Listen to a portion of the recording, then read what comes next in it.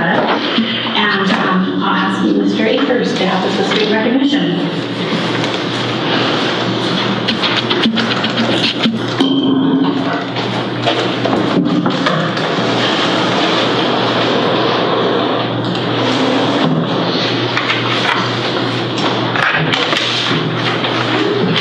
For the past 33 years, Michael Thompson has been covering all things Hillsboro as a staff photographer for the Hillsboro Argus. Before settling in Oregon, he earned his bachelor's degree in journalism and master's degree in human relations from the University of Oklahoma, then worked for 4 newspapers in 4 states in 4 years. He got married shortly after coming to Hillsboro, and his wife raised 3 children here, one of whom is Santa Thompson, principal of Lincoln Street Elementary School. He notes the development of the annual high school graduation section featuring individual valedictorian photos as one of his best accomplishments at the Argus. The section came about out of frustration over our newspaper relegating these remarkable young people to 1 group photo per high school, Michael explains. The special section gave each valedictorian individual treatment amid a list of graduating seniors and their awards and scholarships. The section cover was 1 group photo of all our valedictorians to remind readers the best of our students don't simply represent 4 high schools, but 1 community. Recently, Michael participated in Project Day Shoot Plus 30, which was an update of an event he helped organize in 1983 for the Oregon Historical Society.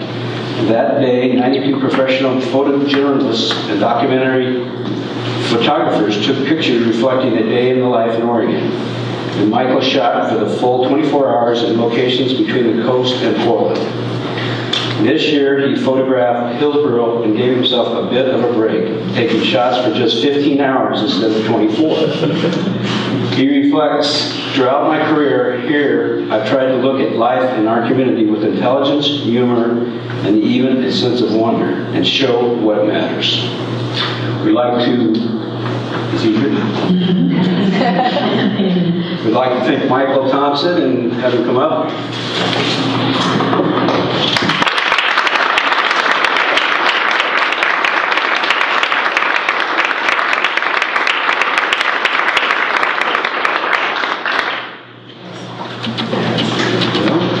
I'd like to say a few words. Being an old guy around this community, I can remember him being at a lot of different activities. Every sporting event, this guy was on the sidelines or on the court. So you're a fixture in the community. Great. It's a special honor for me to be able to take his picture for a day. Seeing as how a picture he took of me playing volleyball back in high school hung in my grandmother's fridge until she passed away. Pretty great. Lonnie, you want to come up too? All right. Ready? How do we do this? 1, 2, 3. Thank you, Oliver.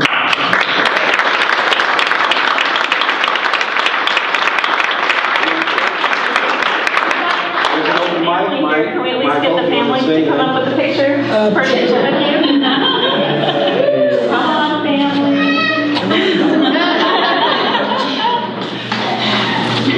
So who do we have here? We know Santa, of course. We have my wife of 33 years.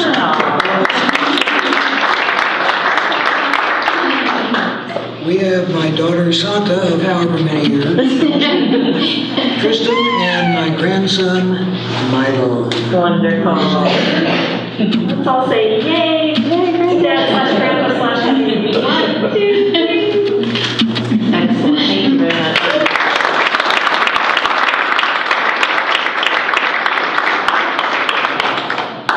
A retirement well deserved. Put a lot of work into this community. We appreciate it. Last spring, sorry, put my glasses off, put them back on. Last spring, Tim Kuski, at the time a 6th grader at W.L. Henry Elementary School, took first place in his school's Spanish spelling bee. This earned him an invitation to the state competition on April 16th, where he placed second after a heated competition between himself and Brenda Ramirez from Whitford Middle School. Julissa Kochi from Harriet Elementary School in second, and Salem took third place.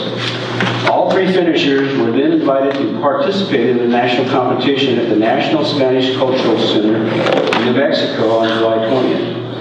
Tim's family began a fundraising campaign on June 2nd in hopes of raising enough money for the whole family to attend, and was humbled to receive contributions from friends, family, and neighbors, including $250 worth of bottles and cans that allowed them to fulfill their goal. Meanwhile, Tim was studying in earnest, going over 100 words per day to get familiar with the list of over 3,000 words for the competition. The previous year, the judges ran out of words, so they were determined not to have that happen again this year. They even created a mystery list, a lista misteriosa, to which only they would be privy. At the competition, Tim successfully completed 15 rounds before stumbling on the word I can't even say it, much less spell it. Sheriff in English, abuelzo, which put him at 9th place overall. For all his hard work, excellent accomplishments in the Spanish Spelling Bee events, and positive representation of Hillsboro School District, we are pleased to recognize Tim.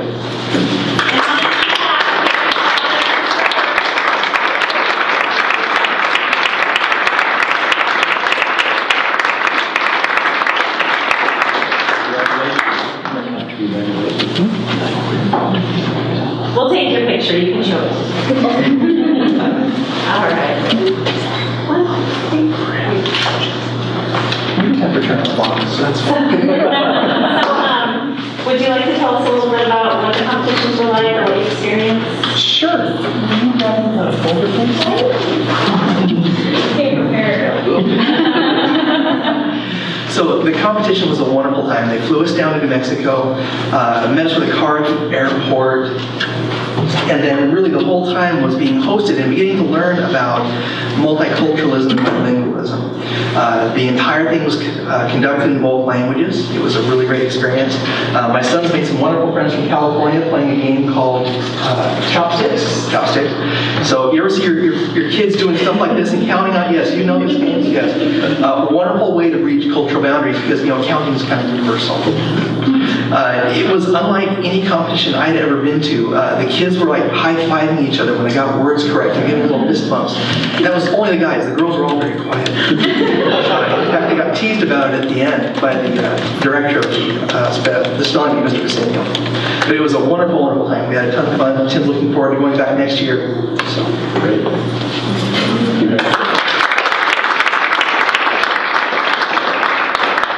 Before his attack of nerves, Tim had hoped to give you all a slight experience that he had, which is learning how to spell in Spanish. So I have some papers for you all.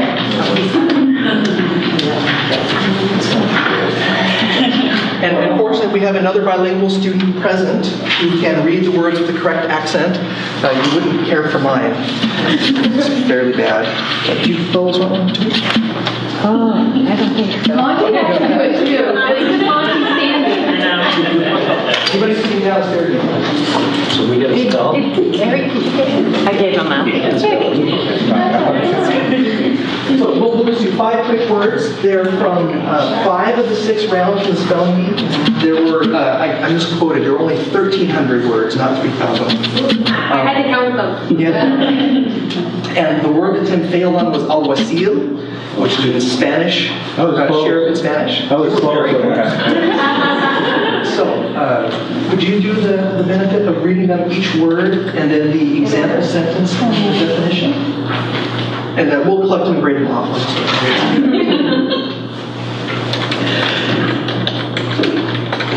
Okay. The first word is trailer. Can you use that in the sentence? Vimos un trailer en una película nueva. Yeah, see that clear stuff.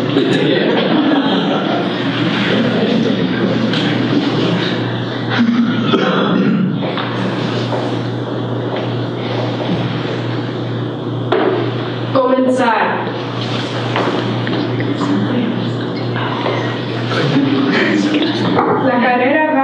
comenzar en 15 minutos.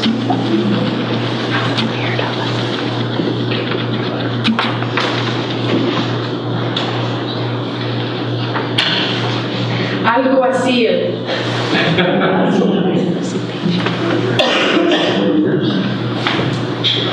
Mi papá estaba manejando el carro demasiado rápido, así que el alguacil le dio una tarjeta.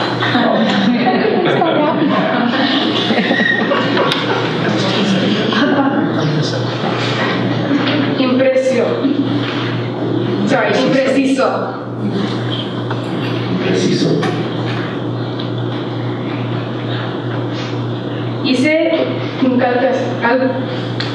calculación impreciso en el examen de matemáticas.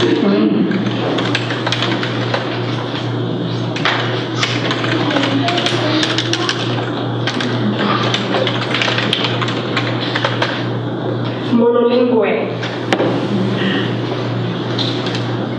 Él solo habla inglés, es monolingüe.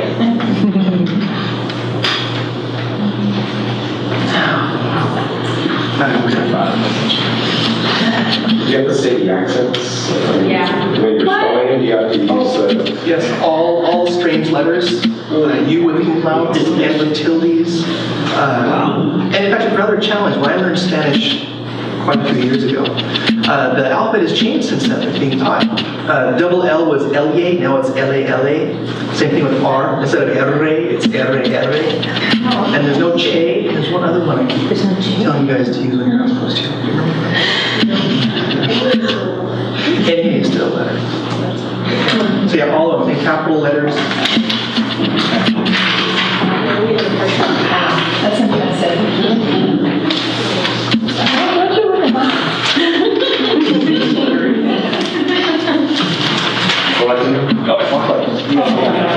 You got a grade, I gotta figure out. I gotta tell my daughter I took a spelling test.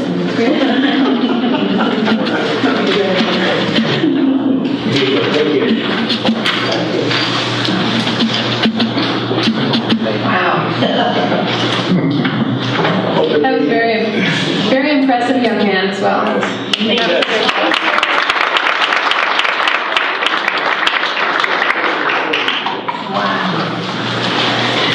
Okay, and with that, I will move into approval of agenda. Need a motion for the approved agenda?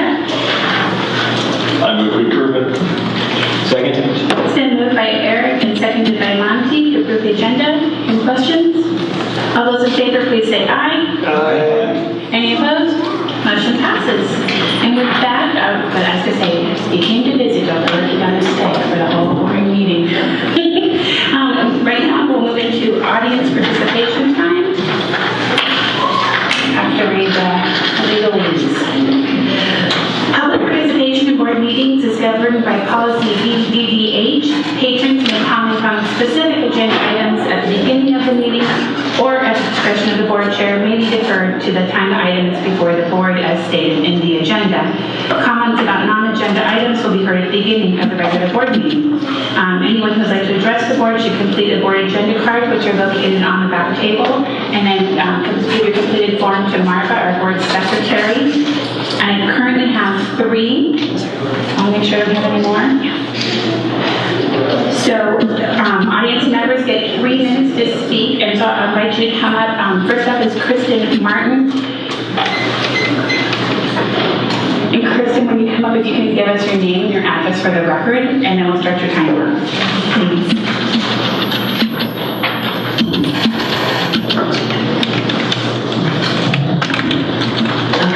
My name is Kristen Martin. My address is 967 Southeast Spoonville Court, Hillsboro, Oregon, 97123.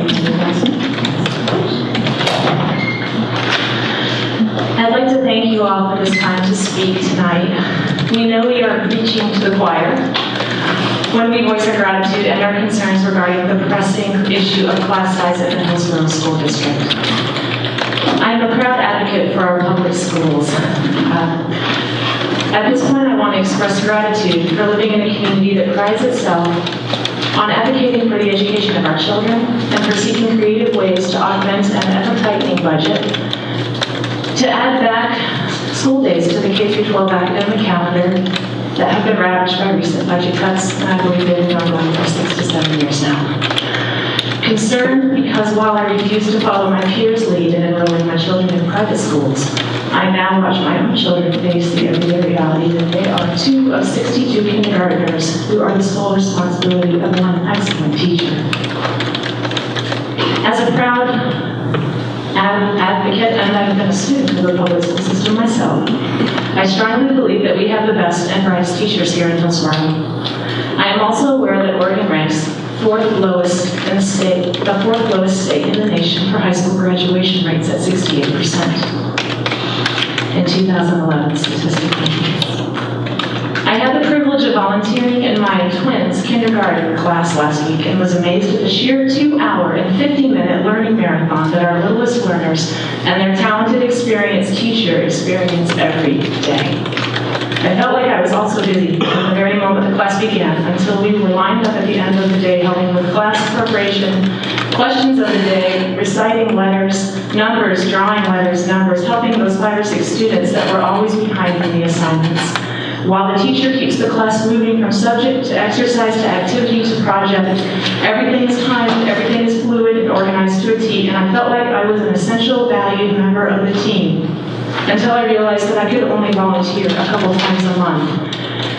I looked at the volunteer calendar. So few volunteers had signed up. Their teacher was educating 62 first-time students by herself every day, reaching the ones she could and moving the class forward as much as she could together. This was last Friday. I wanted for a moment to quit my job, which don't tell my husband I said that, and volunteer full-time, but I can't.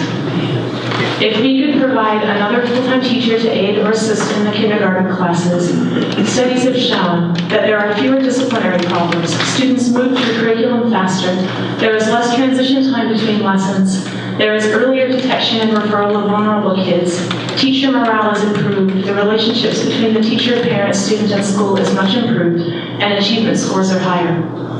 I am here tonight to say I want the best for all of our children, and this begins with our newest, smallest, most vulnerable community of learners, our kindergartners. I want to know that we did everything we could to ensure that the graduation rate of the future high school class of 2026 is 100%. So I'd like more teachers. Thank you, Kristen. Next up is Rayanne Hiddleston.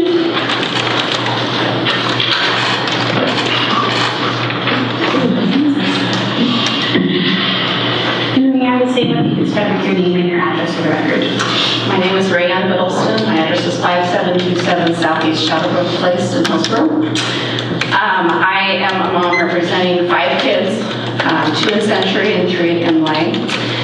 When we moved here 7 years ago, many people, as we looked toward by, said that we shouldn't choose Hillsboro, that we should choose Beaverton because of money problems and scheduling issues in the years prior to 2006.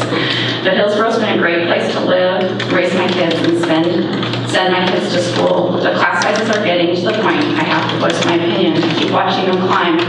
This week I looked through class pictures over the last couple of years, and their pictures get smaller and smaller because we keep putting more kids in the classroom.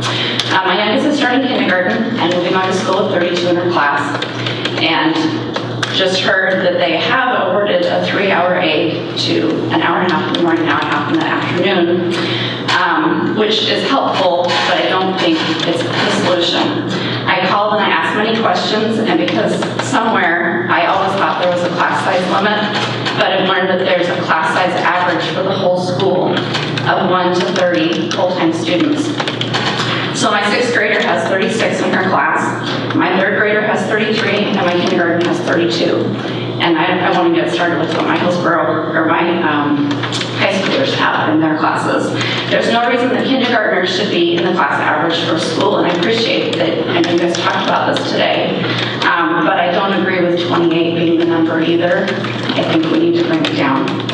How much learning can really go on? My greatest concern is with my kindergartner, even though my 6th grader, because of a 5-6 blend, sits on the floor with 50 students for science. Hillsboro School District needs to make class sizes, smaller class sizes, a greater priority, higher than technology, higher than earthquake-safe buildings, and higher than the number of school days. Couldn't we do more in less days if we have a better child-to-teacher ratio? Unfortunately, safety has been my #1 concern in such a large class of kindergartners.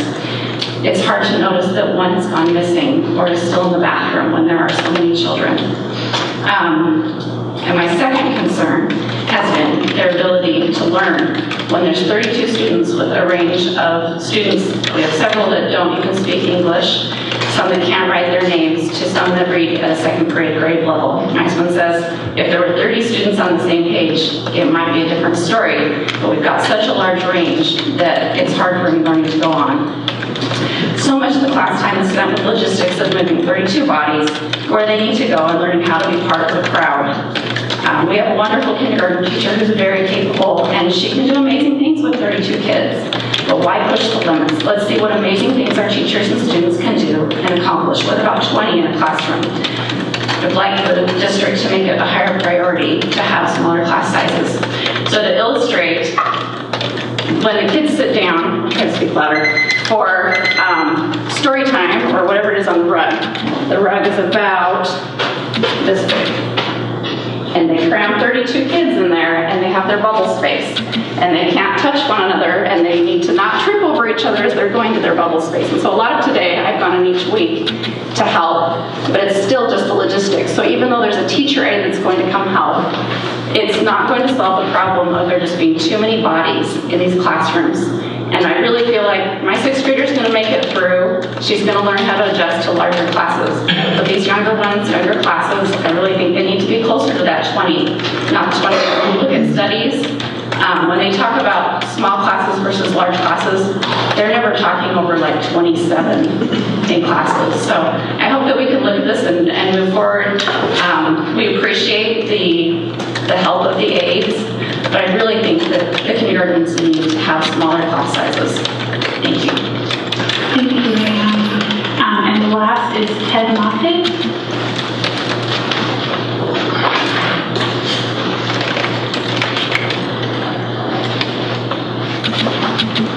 Hello, I'm Ted Moffitt, and I'm 5558 Southeast Pine Street, Hillsboro, Oregon, 97123.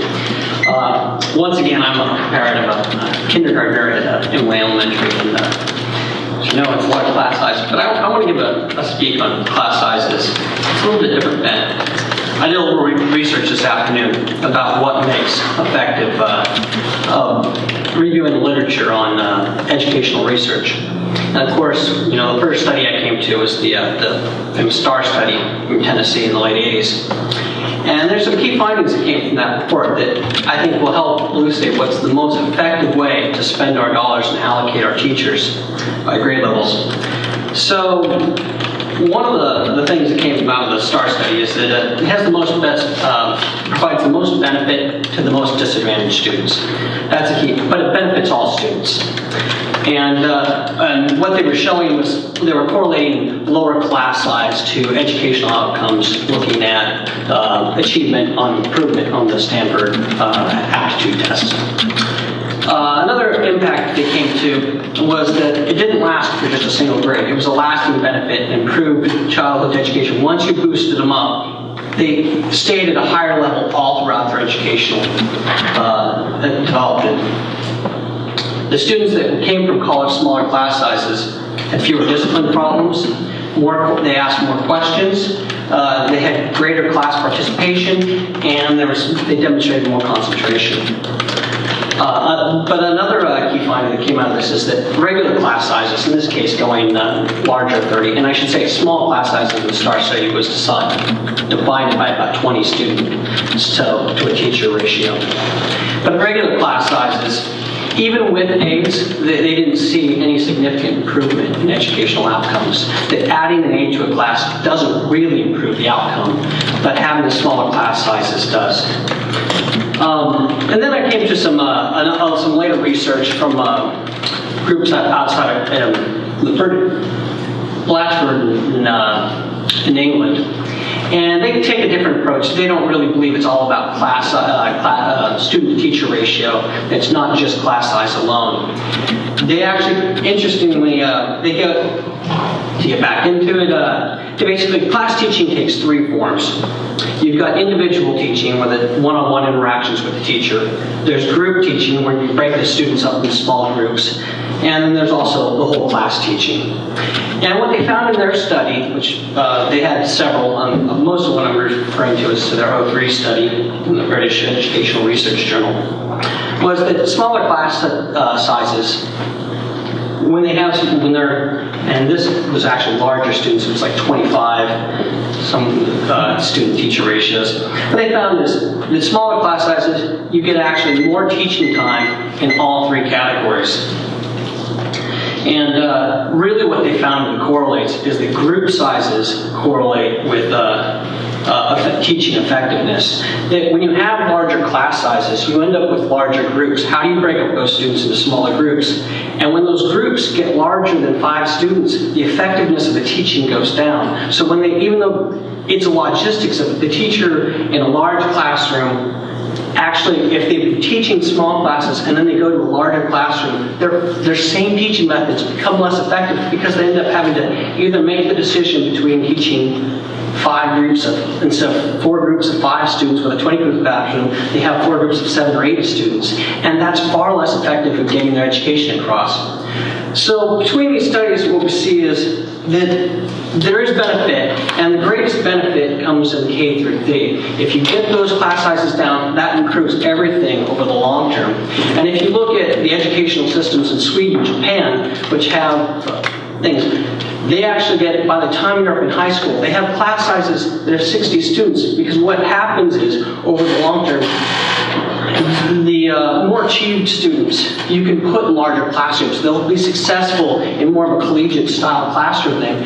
But the ones that are disadvantaged, that are troubled, those are the ones that need the effect of the higher student-to-teacher ratio. And at the start of education, they also, as being first 3 years of school, also impacted by having larger student-teacher ratios. So if we put our resources to having low student-to-teacher ratios in K through 3, then you can allow on relaxing those standards, especially as you get into later ages. And as your AP classes, those can be much larger, those can be much bigger, and you can get away with balancing. So your overall ratio doesn't have to change K through 12, but you got to allocate the resources at the start. That's my 2 cents. Thank you. So first of all, I'd like to thank the folks that spoke this evening. When I look back at our budget process that we had last year, we had 0 patrons at our budget committee meetings when it came time to approve the budget. So the fact that you folks are here and willing to be part of the solution, the fact that you're volunteering in the classrooms, thank you, because that does help to be part of the solution. And we appreciate your concern. Do know that our first speaker mentioned that you're preaching to the choir. Absolutely true. If you were to ask school board members what their number 1 concern is about the budget, I would almost guarantee that it's all going to focus on class size. Just to give you some numbers for the Hillsboro School District, if we were to lower class size by 1 across our entire district, it would cost $1.7 million to lower class size by 1 student across the district. Now, with that said, we've had a lot of conversation over the last week about what would it take to create a different staffing plan, much like the gentleman was talking about, our last speaker. Is there a way to put a staffing plan together that allows us to provide different staffing ratios depending on the level of the student? Right now, it is funny you mentioned you can have greater class size at the AP level, because I received an email from an AP parent today that wouldn't agree with that. They were very verbose in the fact that they wouldn't agree with that. But that is something that we're going to be looking at this spring, is how can we adjust the staffing levels to primarily focus on 2 different areas. Our primary levels are K3, and also our high school classes are enormous right now. So those are 2 areas that we're going to be looking at. As I mentioned in the work sessions, this is going to be the case at the end of this school year. So if we choose to make changes to our staffing model, it'll come from elsewhere. So, but again, I appreciate you being here. We would not disagree about the benefits of the smaller class sizes, not only the amount of one-on-one time that each teacher can spend with the student, but also just the wear and tear on the students and the teacher. There's no doubt that there is an impact there. So I appreciate you being part of the solution. I appreciate bringing the concern, and do know that this will be an ongoing conversation that we have this spring, and we will be looking at possibly making some adjustments to our staffing model. So thank you. And just if you're new and have not been before, unfortunately, audit participation time is a time where we get to listen, but not where the board gets to respond. We get to respond during board discussion time, which is at the very end of the meeting. And so we invite you to stay that long, and our feelings are not hurt if you cannot stay that long. With that, we're going to move on. I need a motion to approve the consent agenda, please. I move to approve the consent agenda.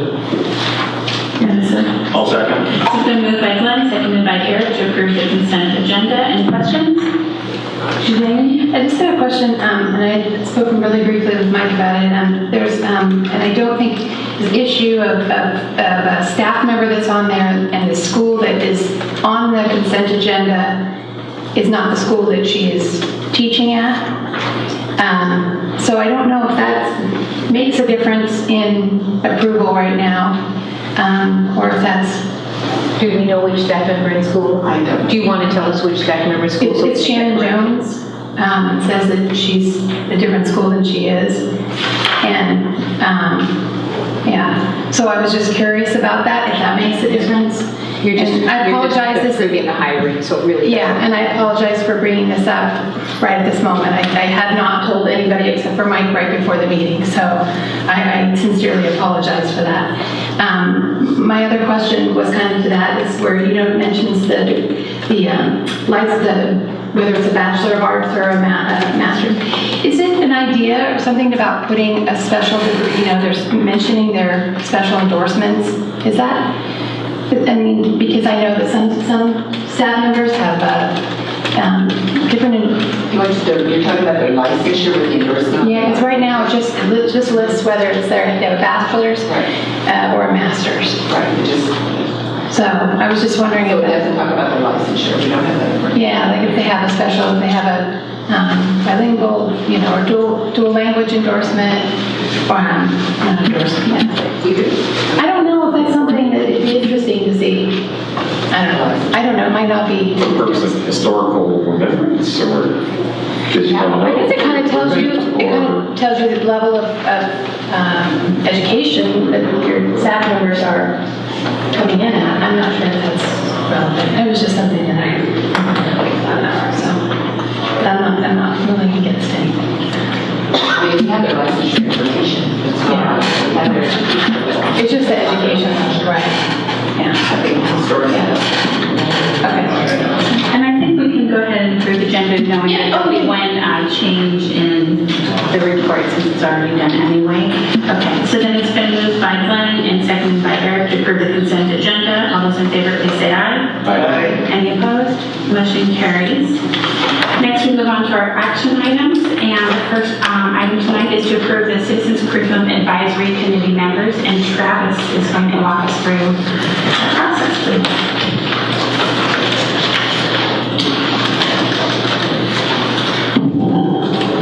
Thank you.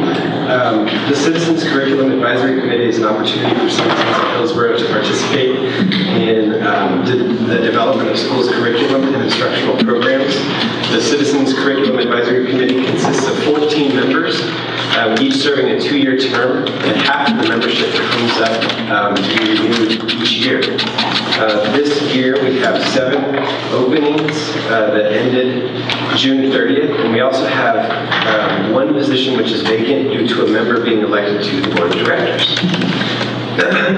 The following are the new appointees to the Citizens Curriculum Advisory Committee. And it's my understanding that I read the appointees and that the board approves the list. Terry Alexander will be reappointed by Mr. Akers. Lisa Allen will be appointed by Ms. Kanye. Jennifer Zohar, reappointed by Mr. Cliff. There's an opening for Mr. Miller, which he'll announce. Yes, my choice is Jennifer Gallegos. Thank you. Cameron Weil, appointed by Mr. Seligman. Terry Isaacson, appointed by Ms. Hallman. Eddie Chavez Bolaños, appointed by Ms. Trelchin.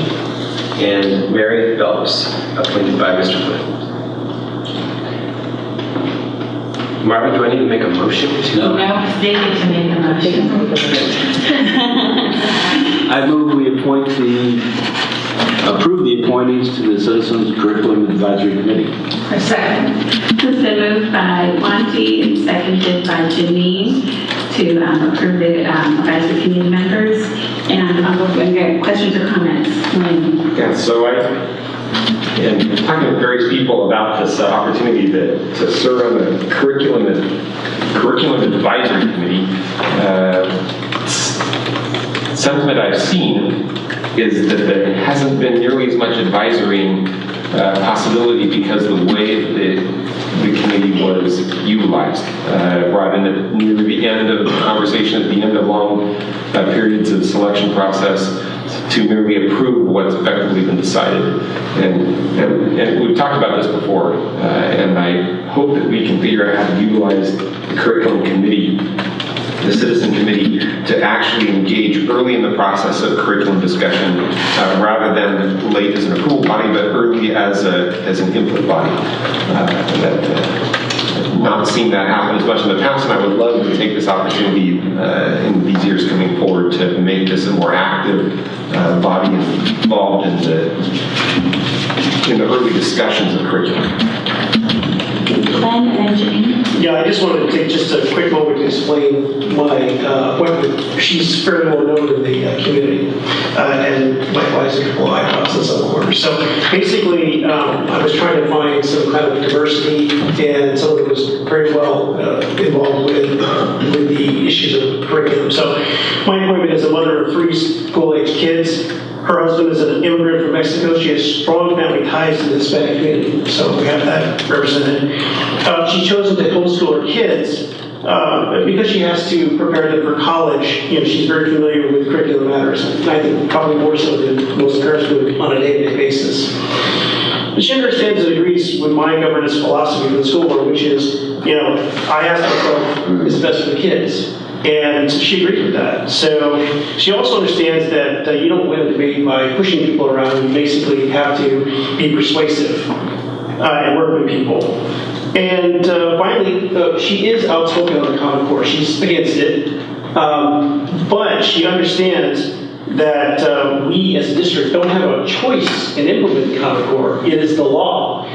So her point of view here is where she's going to ask tough questions. She's going to look at the curriculum fairly. She's going to work with us and work with the group of people there to advise and be part of the making a team of a good diversity of thought.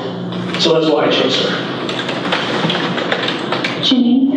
I just wanted to add that I know that I've spoken to a couple of people that have served on the committee for quite some time, and they spoke very fondly of the process. Yes, there has been an absence of, in the past where we've had lots of new classes come up to have some discussion and add programs and whatnot. One particularly commented on the math adoption process, felt that there was a lot of discussion, felt that they had very ample opportunity to add to that discussion, and they appreciated the fact that they brought in teachers that were math, specialized courses that were involved. And so I just want to say that particular incident, I know that's where I heard positive feedback. So, Eric?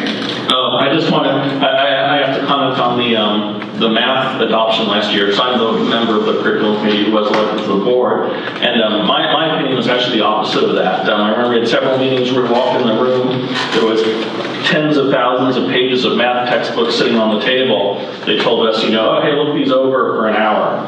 And I don't think it was enough time for us to really intelligently evaluate those books. In the end, I really felt like we really weren't sort of in on the debate while it was happening among the school staff on the details, the pluses and minuses. We were just sort of left on our own, and then at the very end we got a presentation. And so that's why I really want to challenge you. I know you're sort of overseeing the curriculum committee right now. Really try to make it so they do have a role earlier. And they're really, I'm sure that there was some dissent on the school, in the school committee of the staff that was originally discussing the curriculum.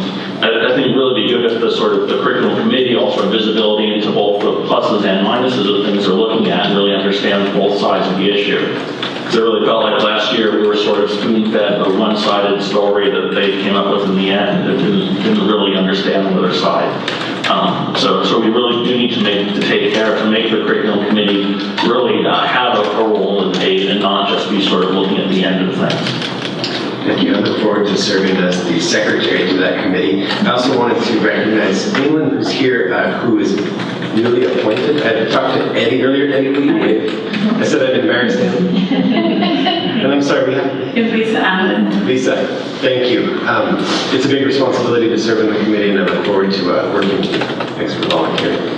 And so I'm going to add one more comment. So Eddie is my appointment. Eddie is a senior at Hill High, and filling shoes. My last appointment was also a student and was a senior and got it served for 1 year. And so Eddie will get to do the same, serve for a year before he goes off to new adventures. And I think students help provide a different perspective. And I would echo what Janine said. When I served on citizens curriculum, was back in the day when we offered more electives, and a lot of times new programs are coming to us, not necessarily textbook options, but course offerings that we really got to vet. I think the last one I helped vet was AP Human Geography, which it's been really fun to watch that roll out, but in these budgetary times we don't get to vet new electives.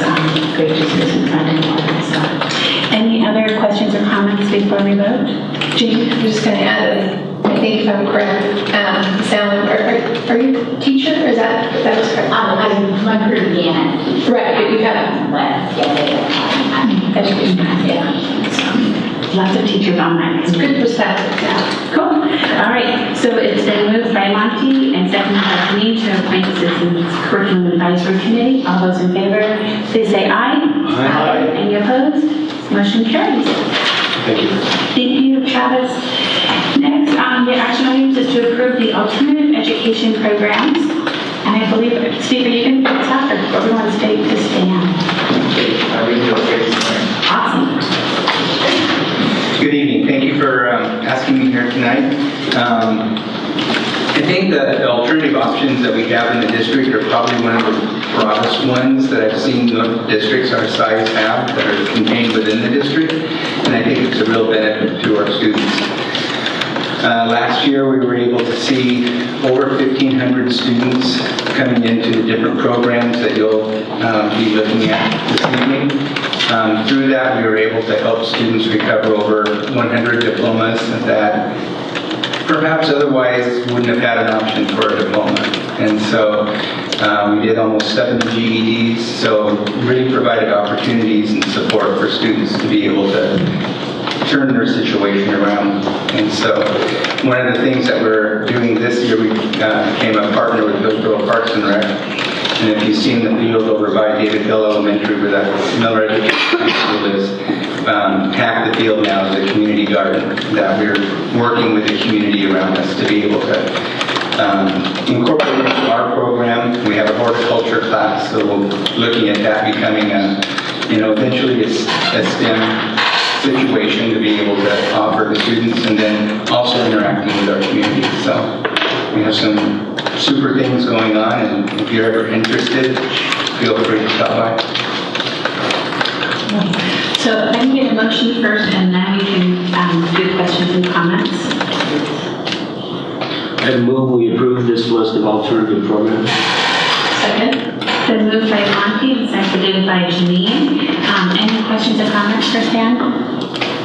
Janine? I just wanted to comment, thanks so much for being here. I think it's really exciting, like you said, to be able to offer these programs to students, because ultimately our goal is to help students succeed. So whatever that we can do to effectively do that is was excellent, so I appreciate that. I know that a couple years ago as a board member, we had an opportunity to do a tour, some behind-the-scenes programs, the Harkin House and the Washington County Jail, these opportunities where students are still, incarcerated or they're learning. There's a classroom teacher, so I just would really recommend if we have that opportunity. It is kind of hard to make a plan on your own for those facilities. So if it is in the interest of the board with so many new board members, I think it would be extremely eye-opening and helpful for you to see that. So, any other? Stan, will they get to use the Garden with your Feast program at all? Yeah, that's the idea, is to be able to incorporate it into our feast program that we have, and then we're also talking with the Family Resource Center that any food that we have left we can offer to them so that they give it to the families that come by. Well, for our new board members, graduation season is always super fun. You see a lot of things, and the lower ed graduation ceremony is always very emotional. Kids who come up even greater odds than most students, so it's always a fun evening. Any other questions? I was just going to say, I'd be very interested in taking this course, so anytime you want to put that together, I'm in. Is there other interest for a field trip? Oh, yeah. Yeah, because you're right, it is something that works best in a group because it's not like visiting one building with one. One of the things we have scheduled, and I want to say it's in the spring, is the feast program over at Miller Ed, and maybe we can tie the two together where we do some type of tour in the morning and then we participate in the feast program. But there's also the Harkins House. Yep. Yeah. No, that's what I'm saying. Yeah, that'd be great. Well, then they might keep you. Be the only problem. Oh my. Okay, so with that, it's been moved by Monty, seconded by Janine to approve the alternative education programs. All those in favor, please say aye. Aye. Any opposed? Motion carries. Thank you. Thank you, Dan. Thanks, man. Next on the agenda is to approve the board goals, and these were goals that we started working on in our summer. We call it a retreat, but really it's just a really long meeting in the spring. Retreat sounds far too glorious. And we talked about this more at work session, and so I'd be looking for a motion, and then we can do discussion if anyone has any questions on them. I move that we approve our goals. And I'll second that. Been moved by Eric and seconded by Glenn. Questions, comments? Go ahead, Janine. I just want to comment. I will vote for these and support the will of the board. My concern that I had mentioned in the work session is that I believe that as a unit where we are working to serve as one of 7 members, my concern is when we start individualizing those goals, it separates the meaning of a board goal is to work together for the purpose. So I was a little concerned to see so many individualized goals and nothing and things that we could. Any other questions, comments? Okay, with that, all those in favor of the board goals for 2013-14, please say aye. Aye. Any opposed? Motion carries. And next on the action items is to appoint the audit committee members. Adam. The board has a committee of 2 to 3 members who meet with the auditor prior to, actually at the start of field work, and then again prior to the audit being presented to the board. This year we have 2 board members, 2 of our new board members, Glenn and Eric, who are going to be serving on the audit committee. We will be meeting with the auditor on October 3rd at 4:30, and then we'll schedule one final meeting at the end of field work prior to the audit being presented to the board. Great. If I could get a motion, please. I move that we appoint Eric and Glenn. Thanks, Sorry, that'd be me. Eric and Glenn as designated to the audit committee for 2013-2014. Thank you. Do I have a second? Second. Seconded by Glenn. Any further discussion? All those in favor, please say aye. Any opposed? Motion carries. And if I could get a motion, please. I move that we appoint Second. It's been moved by Wayne and seconded by Monty. Anyone have any questions other than, it's a great rite of passage, guys. I think that's what we got told when we were brand new. So. Anybody else wants to be Good times. All those in favor of appointing Glenn and Eric to the committee, please say aye. Aye. Any opposed? Motion carries. And next up is two pieces for the Oregon School Board Association. We are part of the Washington County districts, and so there are two pieces. One is the Oregon School Board Association has a board members and also legislative policy committee members. And at this time, we're not taking a vote, but this would be a time for Hillsboro directors to express their interest on being on that ballot. If anyone is interested. So did we still, some of the background for Chad was like, there was like the 1 year no one had filed for it. Is that changed at this point? Do we know? There's people that filed for both. Yeah, for both positions, they're filed. And both positions on the board have been filed for, and both positions on the legislative policy committee. I don't know about the legislative, but I do know 15 and 16. And I don't have that information of who that is. You'll get a chance to meet those candidates at the regional meeting next week. Is often when people want to introduce themselves and explain why they're running. And both candidates have emailed their application packets to you as well. I think the whole board got them. You should have gotten them. If you didn't get them in your email, let me know and I'll. I don't remember. Yeah, I don't remember seeing it. It might have come at the time we were having those. Just send it back. Maybe on Teamworks or something. Yes, I can do that.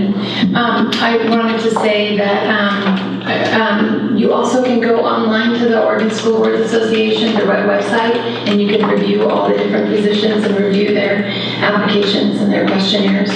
I at first did seriously consider putting my name in the hat for position 15. But due to circumstances, it's just not the good timing for me, but it is something that I do want to consider for possibly, because this is a 1-year position, I may consider putting my name in as for next year. So I just wanted to, I know both the candidates and the House have been extremely involved with their district work and their leadership positions. So I would highly recommend both of them. And do you know, I don't remember who they were. Leanne Leanne Larson for the Beaverton for 15. Okay, and then Maureen Wolf is for 16. And Maureen retired 12. Okay, thank you. So is there any interest from board member for either of those organizations? All right, we'll take into action. Seeing no hands. Next, we'll move into reports and discussion. And Mike, strategic plan performance. So you'll remember at our board retreat or long meeting, as you refer to it as, that we went through a process where we were able to identify those areas of the strategic plan that we were going to focus heaviest on during the 2013-14 school year. The areas of the strategic plan have not changed. It's instruction, engagement, facilities, safety, and equity. And what we have then is we worked to identify those areas that we were going to focus on and then the evidence that would support the work that was done in those areas. So I've asked each of the cabinet members to go through the area of the strategic plan that pertains to them and to review the progress that's been made in the first 2 months of this process. So Steve will kick it off for us. Okay, so we're trying something a little bit new here, and we're pretty excited about it, just primarily because of the transparency of our project. See this behind us, we've got these pictures of our strategic plan. You'll see that all throughout our school district shortly. But this is on our website, and we directed it to you in your packet. But just so you can see how it works, anybody who goes on our internet now can check on our progress on the key performance indicators or the metrics and the areas of evidence that we agreed on in the last board meeting. This month, there's a lot of information, and what we've done is linked actual evidence for you within the narrative so that you can get a picture on your own time on what's what's this really look like in our school district. For instruction, August and September are big months for us, and so there's a lot of information there. But each month, we wouldn't put as much in there because we'll keep up with it monthly. So I just wanted to bring your attention to a couple of things under instruction. The first area is really our professional development plan, and a huge highlight for us is the work that we did in our summer summit. We had almost 200 elementary school teachers come on a volunteer basis into Witch Hazel Elementary School and learn from their colleagues. And we, of course, took evaluation information from that, and the feedback is very positive, so much so that we are looking to expand it in next summer, trying to double the amount of people that are involved in it. So some great feedback there. The professional learning communities continue to be a focus area for us as our main strategy to support teachers in the work that they're doing with the standards that they're now teaching to. So I'm going to scroll down to the second portion, which is the curriculum, resources, and development.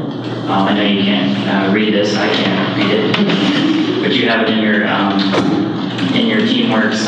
The plan core statements, the pacing guides, the resource tools that teachers are given have all nearly been completed.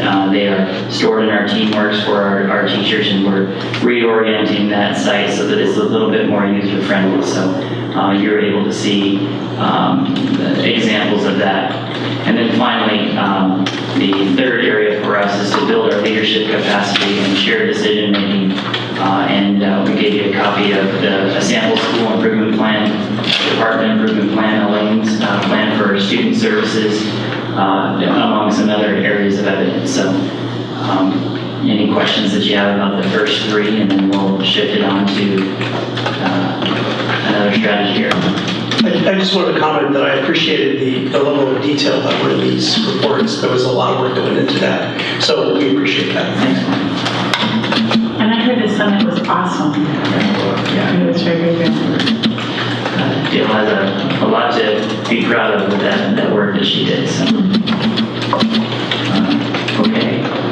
So like I said, the amount of detail will probably decrease as months go on, but maybe not.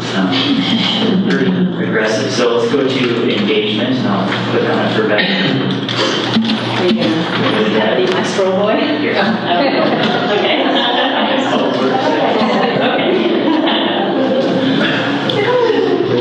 Okay, so really just a lot of prep work, planning. My two main goals for the year under the strategy of engagement are utilize a variety of media to get information out there to folks, and then to really make sure there's a variety of engaging opportunities for our community members to feel like they can get the information they need, engage the way they want to engage, have their voices heard, and whatnot. Hopefully you're seeing evidence of some of the work that's gone on. We've got our camera over here videotaping you all tonight for some viewing pleasure on the website later. Just the sheer fact that this section of the website has been created and is available was structurally work from our department, so I'm pleased about that. And just want to let you know something big you'll be hearing about from me next month is something that's been in the works for several months in our department, which is our district app, which we've been working on behind the scenes, populating with good information, wanting to make sure that we have the integrity behind it so that we feel good about launching it and that it's useful to people right from the get-go, because we only have one chance to make a first impression. We hope that's a good one.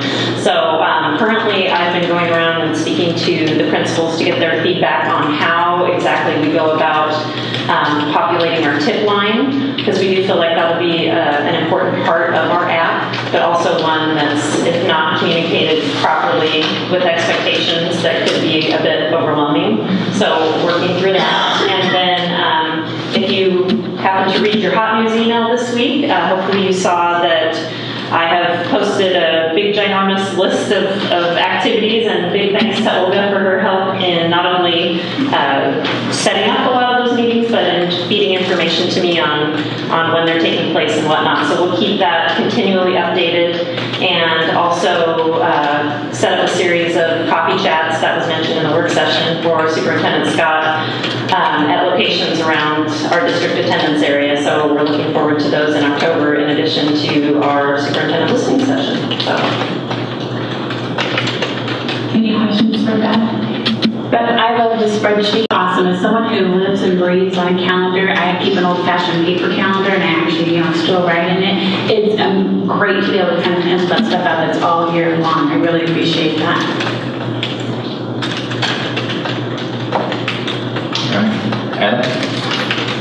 Well, unlike instruction, this has not been a terribly busy time for the facilities committee. As you remember, a lot of the work for the facilities committee is going to be done in conjunction with our long-range planning committee, and we have yet to have our first meeting. But we have scheduled meetings throughout the year, one per month throughout the year, and our first meeting will take place on October 3rd. And so what I have on my page so far is basically a review of what we accomplished last year, links to our facilities assessment plan, the population study that we had done last year, and then the long-range planning committee will begin its work on October 3rd. And we were able to, in working with Malo Architects, we actually have a template to work from for our equitable classroom work. They actually did work with a school district up in Lake Washington area around this same type of question. What should every classroom in our district include? So I think it would be a good start there.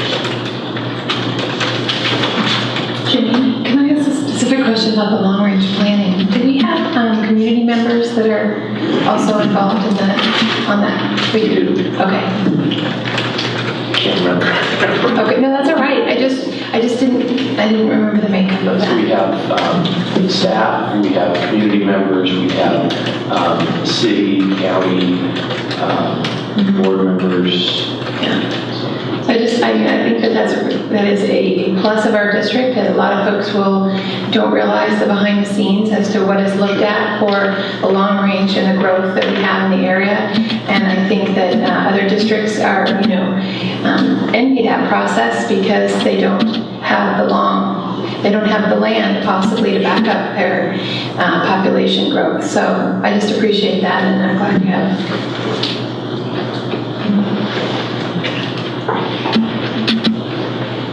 Are you safety? Yeah.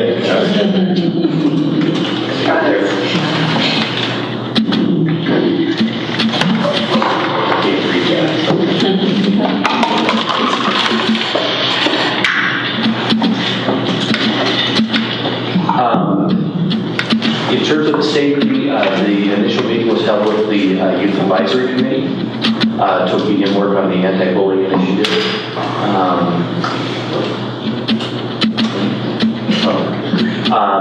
Feedback was gathered from administrators at the Augustine service. We had a really powerful presentation at our safety summit that Casey organized, and had representatives from all over the state. It was something that our insurance company, PACE, helped us put on, and we had representatives from law enforcement and first responders from communities all over the state. We've heard a message on school safety, school violence, anti-bullying. It was a really successful program. Communications department is preparing to launch the district app. As Beth mentioned, that will include a tip line, which was also part of one of the priorities that the board indicated they were interested in. So that's on its way.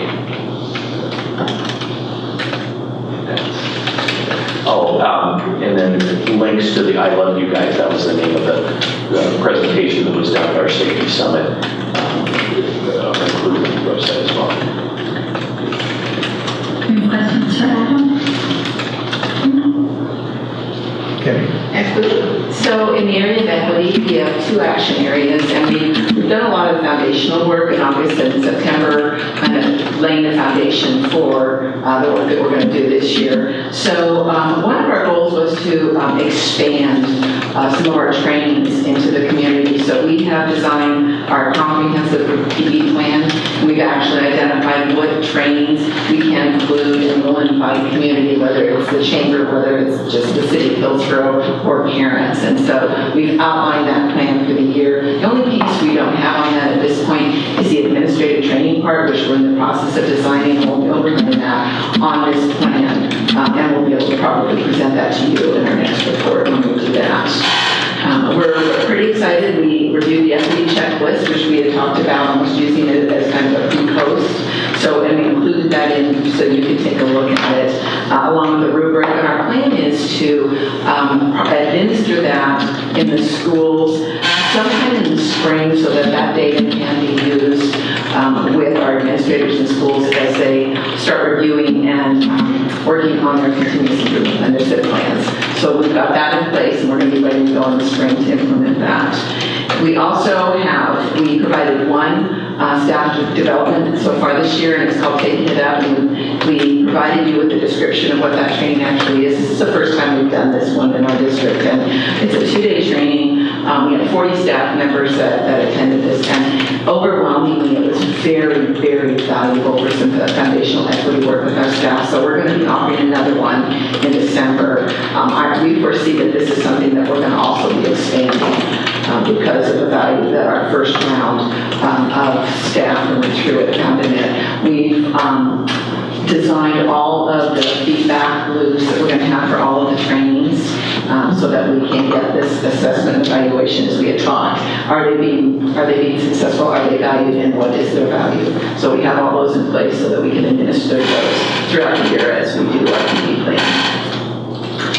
And in the action area item of implement and refine the recruitment, hiring, and retention process, we continue to develop our partnerships. We mentioned Portland Metro Partnership. Our goal this year, one of our staff members is meeting with the consortium this week, and then I'll meet in another capacity with them next week.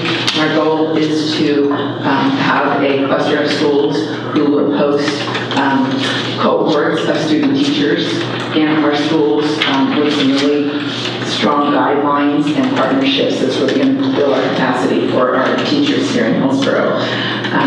We also have the Bilingual Teacher Pathways program, and it's interesting because we said in this update to you that we have 7, we actually have 11 now, 11 participants, and this is where we kind of grow our own classified employees into our bilingual teachers. Awesome program. We are the district across the state who has the highest level of participation. Beaverton, Portland Public, Salem, we have the highest participation. We're actively recruiting our current staff to enter into these programs and working also with TCC for some of that preliminary work to get those college credits so that we can have our own classified employees becoming our teachers. And we're really excited about that. We also have our Western Oregon partnership, and we share the agreement with you of what we've got. That's a down the road. We're building our students into those potential teachers, and then going to bring them back into our community. So we're pretty excited about that partnership. We're collecting data. We shared with you our welcome survey, so we've designed a really brief survey that all of our new staff that's come in that we've administered that to them already, and we want to know, why are you picking our school district? Why did you choose to come here when you have other choices? It's really giving us some really interesting information. We're also collecting information and we have spreadsheets designed for exits now. We're not doing a formal exit survey, but we have data that we're collecting so that we can track why people are coming in and why people are leaving, so we can improve our recruitment and retention strategies in the district. Any questions on any of these areas? No question. So you mentioned tracking the success rate from the training, talking about putting the staff through. So I assume the initial success you were talking about was feedback immediately from the teachers as to whether they felt that the valuable use of their time. What feedback do you use after that post? What changes in behavior have you been able to achieve, either self-designated by the teachers or observations by the principal on the effectiveness of the class in the future work they do? That's a great question, and I remember we talked about this, and part of that will be that equity checklist. So that's almost a pre-post, and it's a self-assessment in the school about where you are with all of the different equity issues. So that's one piece. We're also going to have the parent feedback with the Hispanic outreach workers as part of that, to get parent feedback about how welcome they're feeling. We have some really targeted questions that we'll be asking them to see what are the changes over time that we're seeing in the communities of learners and parents, and is it making an impact? So those are part of the pieces of feedback that we'll get. Hopefully we'll see some behavior changes as a result. Thank you, everyone. Next, Adam, did it come up again for financial report? You always skip one? Sorry. Because Roy past Mike has no goals. I know you're all anxious for the financial report, so I'll make this brief. Sorry, Mike, I was thinking about you. So I have two goals that I've identified this year. The first one really is the crux of the job, and that is to implement the program structures and instructional strategies necessary to complete agreed upon action items for year 3 of the strategic plan in the areas of instruction, engagement, equity, facilities, and safety. So you just received a report as to the work that's been done on that so far. The second goal that I've set is provide professional development opportunities for the board to further understanding of district practices, instructional models, and systems. So there's a variety of presentations that will take place during the work sessions and the board meetings, as well as the field trip opportunities that we have available for the board. So those are my goals for the 13-14 school year. Anyone have questions or comments? Janine? I like you had huge, job lists or goal lists last time. It was very difficult you were really hitting the target, but it was very difficult for you to do so as far as really following up. And then when it came to evaluation time, we really had to, really look at that big, huge list. So I appreciate, and I know that you had mentioned, before anybody could mention, that you really wanted to have a more focused goal list, and so I really appreciate the fact that you did that, although that first one That's pretty good. is still pretty big. Pretty broad. It's pretty big. But Thank you. And I had a question. We talked about at the long meeting, as a small group putting together the evaluation tool for you. Has that group met? It's Friday for Friday. Friday at 4 o'clock, if I remember. Okay. Yes. Awesome. Any other questions for me? Go ahead to the rest right over there. No. I would like to commend Michael to getting his list down from 12 pages to 12 lines. Did you just call him Michael? I feel like I'm in trouble. I'm a formal guy. Wow. And I will pass it to you, Adam, for financial report. Great. This has been an especially busy time in the business office. We're preparing for our annual audit. But more than that, this August and September have been really challenging around our benefits department. The OLED re-enrollment process this year was really challenging, and I want to commend the ladies of our benefits department. They did outstanding work. They met our staff anywhere they were needed. They went out to our buildings, to our facilities office, to transportation. They had meetings here, daytime, evening, whatever folks needed them, and they've gone just way above and beyond. So I want to recognize Vivian Sartor, Ronnie Crouch, and Michelle Morrison for all the work that they did in getting folks enrolled in the plan. We're down to about 30 employees that have yet to enroll in OEP. We started in 2000, so it's been a good challenge. Has Steve done it?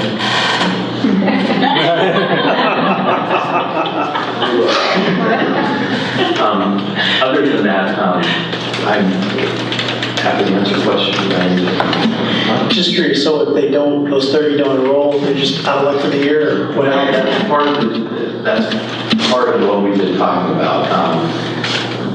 Either coverage lapses for those employees, at which point they need to come in and we can walk them through the process, or that's what's supposed to happen. We're in the process now of reaching out to each of those folks individually. We started with kind of mass emails, then maybe targeted emails. Now we're down to phone calls to making sure. We just don't want to be in that position. So we're doing our due diligence, basically. That's all we can really do. We will get everybody enrolled by September 30th. Knocking on the door.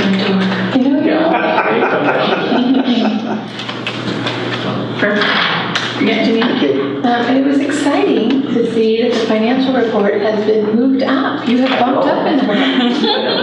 Wow. Thank you, Mark. You're not just, yeah. I think when I saw that, I sent Kim a message and I said, I see what Mom did.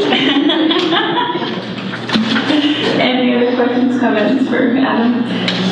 So next we have a group of first readings, and as we go through those, I just want to ask everybody, these are policies that are going on just for first reading. So while we'll get a snippet of information tonight from a staff member, we don't have to debate them on this evening. We can actually send questions their way while it's on the 30-day review, and I think that might help with time a little bit. And the first one is going over to Steve for the assessment program policy. So I can be pretty brief on this. It's pretty simple. This policy is adjusted because No Child Left Behind.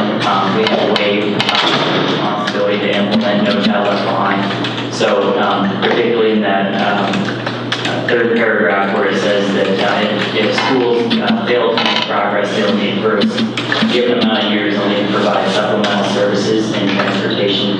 That's no longer required by the legal waivers, so we're striking that from the policy. Okay. And the next one is Adam, the policy of DH crime coverage for employees and officers. This actually is bringing our existing policy in line with our current practice. A couple of years ago, we had a policy change to our existing crime coverage policy. Prior to that change, we had excluded employees who were bonded from our crime coverage. Basically, the superintendent and the CFO were required to have a separate bond, and everybody else was covered by the crime policy. We had a change made to the policy that allowed all employees, including the superintendent and CFO, to be covered by our crime policy, which meant we didn't have to buy separate bonds for them. It has the same effect, but we no longer have to pay for those bonds. Okay, moving right along. Debbie, policy GBEC, drug-free workplace. There's just a minor addition to this policy as we've gone to implement the policy. One of the circumstances or situations we thought was omitted from the policy. So we just added that no district employee shall manufacture, distribute, dispense, possess, and or use or keep under the influence of illegal drug or alcohol or illegal drugs. And so we just added that piece in to have broader coverage on that. Jenny, do you have a question? I have a question in regards to that, and I'm not sure whether this fits in or where it fits in and if it fits in, but I'm curious within that text of what you've just said, what about the situation where a staff member is on their way to work and they receive a DUI? And is that within, Well, they aren't at work. They're not at work. So we have to work through that. So they have to be, okay. So they wouldn't for this policy, but we would look at other policies and see if anything would apply to that. But if it's off the work site and don't make it to work, it would be considered under the influence at work because they weren't at work.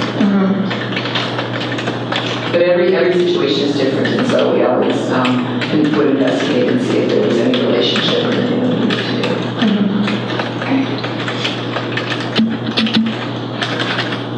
Okay.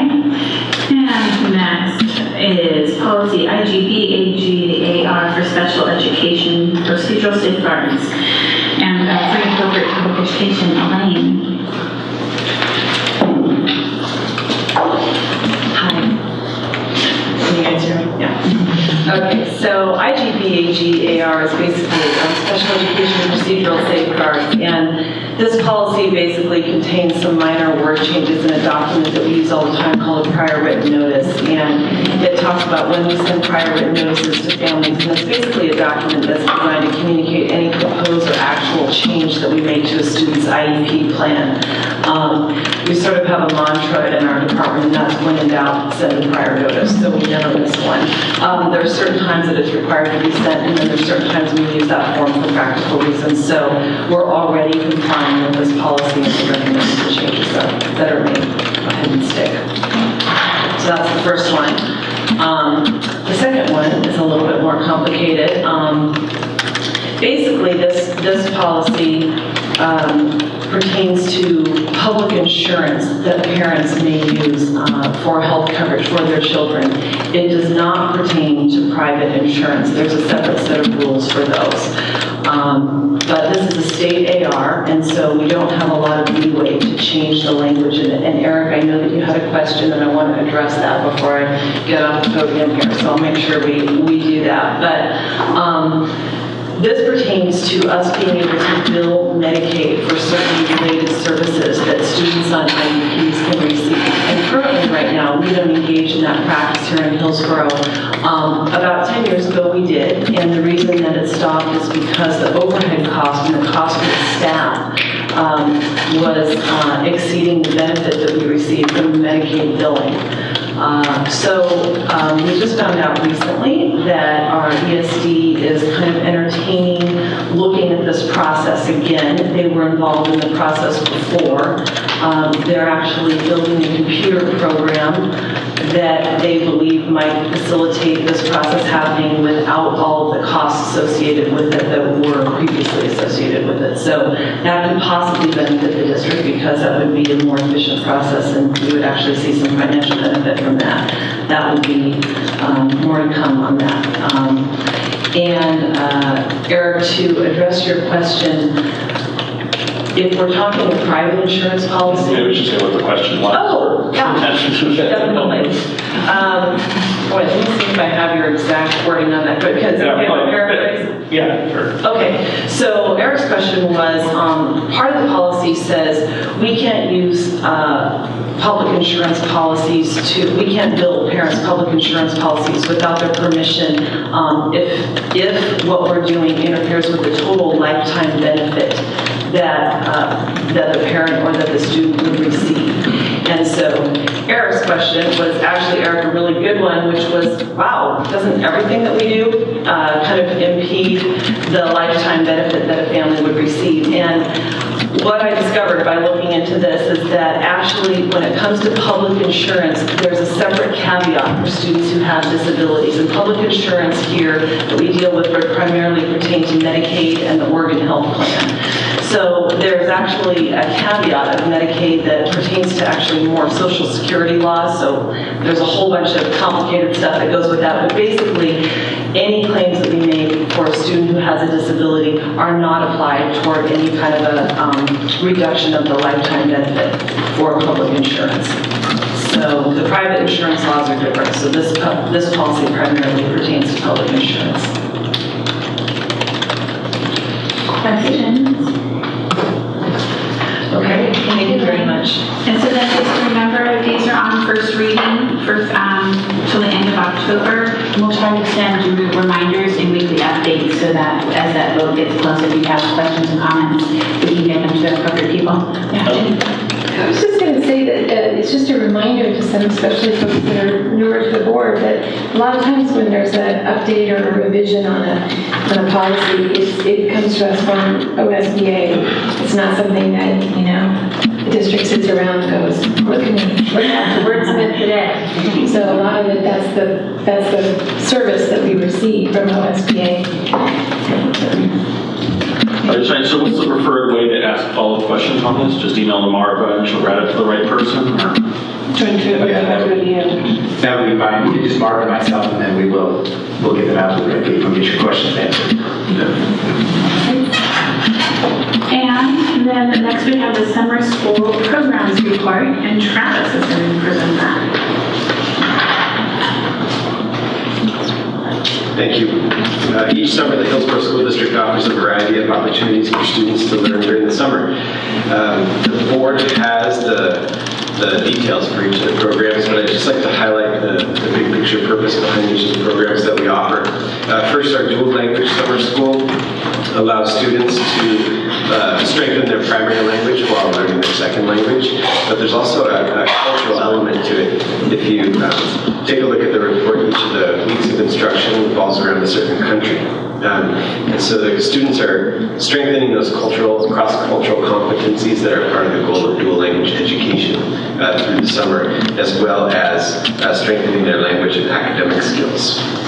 The extended school year is a program for students with special needs that allows them to keep the learning they did through the summer and not have to recoup lost learning at the beginning of the next school year. Migrant Summer School focuses on students of migrant families and helping them with their literacy and math skills.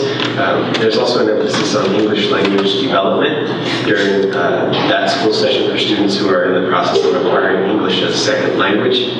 Of note this summer was that Migrant Summer School was audited by the Oregon Department of Education, and they commended our district not only for the program that we offer, but also in creating partnerships and opportunities for the community to come to that school and participate. One thing that we're really proud of is high school students, especially those students who benefited from that program as youngsters, volunteer in the classroom and are role models for students. We also noted this year in the report that our nutrition services program is a big support to our summer programs in offering breakfast and lunch for our students, and dinner for the high school kids who go after they've been working all night to the evening migrant summer school. So, the recommendation is just to ask any questions that you might have about our summer programs. Questions or comments? Jamie? Could you remind me again who was the administrator at the migrant summer school? Good job. Jose, okay. Yep, and then Roberto Sanchez was for the secondary portion of it. Okay, thank you. Any other questions for Travis? You're off the hook. Thanks, Travis. So next we move into reports from other some of our partners, and first up is the Northwest Regional ESD, and Robin Bean is joining us tonight. Well, I don't specifically have a report. I just thought I would introduce myself to you.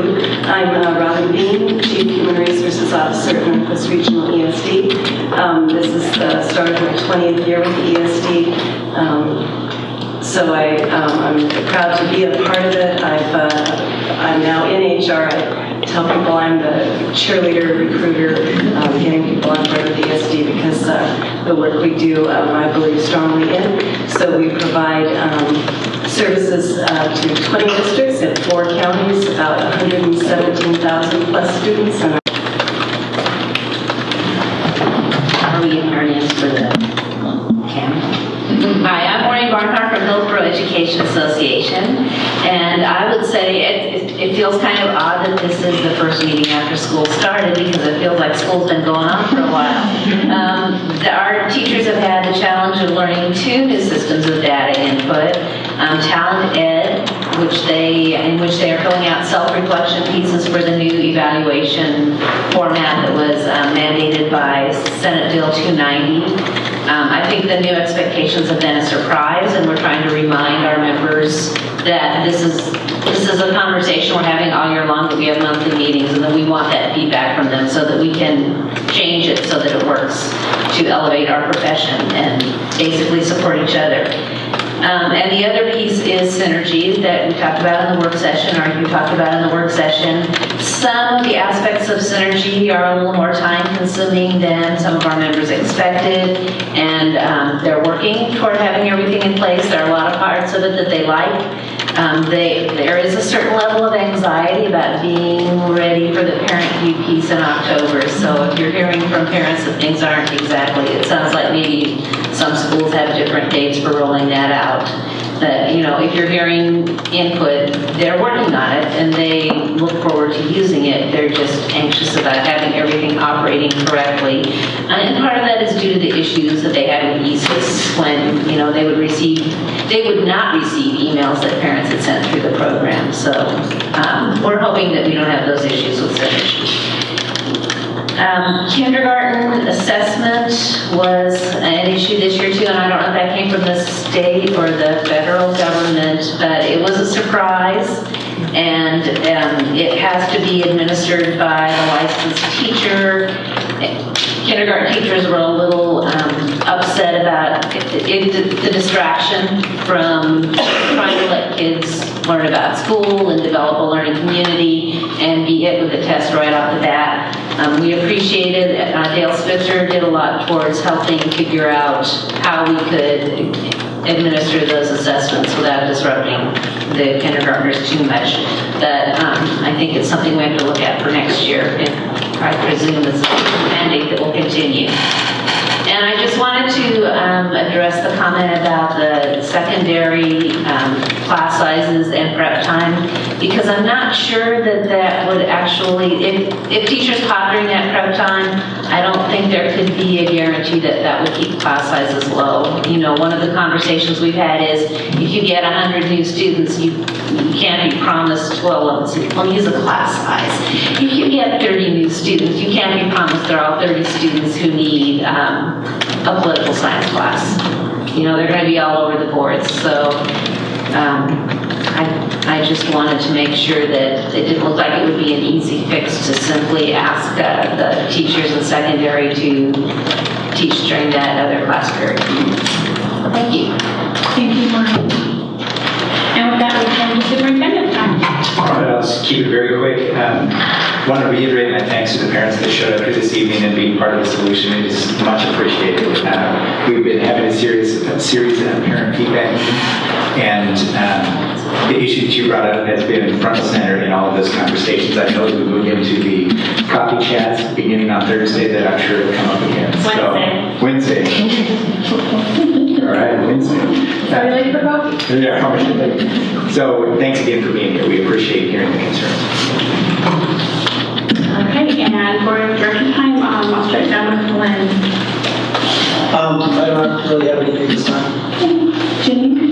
Just very briefly, I just want to say that through the bond work that we're working on for the Hillsboro Technology and Safety Bond, that we've had opportunities as board members and committee members to attend back to school nights, which are hosted by the parent groups. They invite you to come and sit at the table and talk to parents.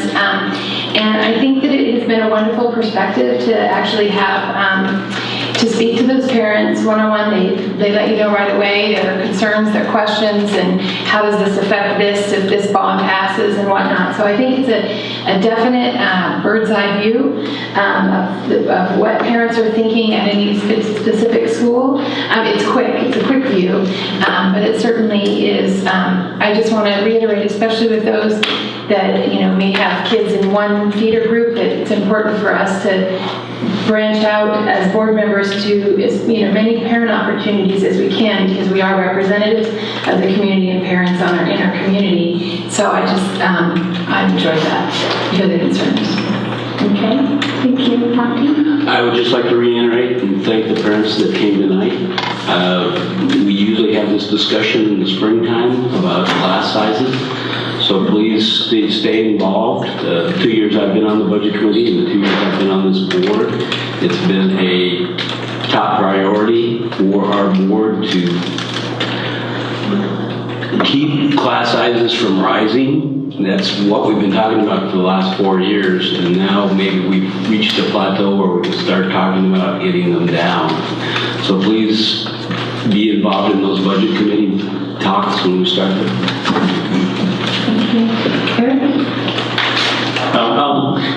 I just want to thank our communications director, Beth. I noticed we have the camera up here. This meeting's being recorded. Am I correct in assuming this will show up on the HSD website in the near future? Yes. Great. Okay. Is that why you dressed up tonight? I've been self-conscious the whole evening.